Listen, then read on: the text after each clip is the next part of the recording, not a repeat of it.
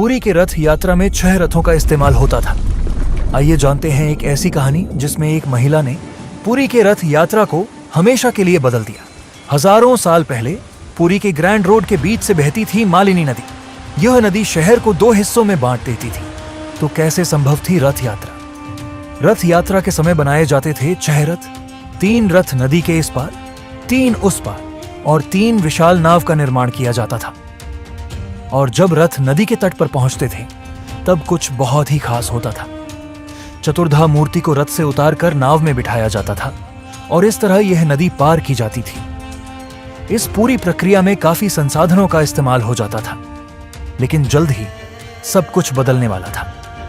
13वीं शताब्दी में गजपति नरसिंह देव का शासन था और उनकी रानी श्रद्धा देवी, जो भगवान जगन्नाथ की परम भक्त थी, एक रात रानी ने सपने में स्वयं महाप्रभु को देखा। श्रद्धा, मुझे मेरी यात्रा ऐसी चाहिए जहां भक्तों को कोई कष्ट ना हो और यात्रा बिना किसी रुकावट के पूरी हो। और यह रानी का संकल्प बन गया। उन्होंने महाराज से धन मांगा ताकि पूरी नदी को रेत से भरा जा सके। राजा यह सुनकर हैरान रह गए और बोले, यह असंभव है। लेकिन रानी का विश्वास अटूट था। रानी ने गांव में संदेश फैलाया, जो भी महाप्रभु के इस नेक कार्य में हिस्सा लेगा उनको इनाम दिया जाएगा। फिर क्या था, पूरा गांव समुद्र तट से रेत लाकर नदी भरने लगा, मगर नदी सब कुछ निगल जाती थी। यह देख चिंतित रानी महाप्रभु का स्मरण करने लगी और तभी उन्हें एक और स्वप्न आया। श्रद्धा, यह नदी मेरे भक्तों की भक्ति से भरेगी, इनाम के लालच से नहीं। यह सुनते ही प्रभु के भक्त बिना किसी स्वार्थ के मदद के लिए आगे आ गए और तभी हुआ एक चमत्कार।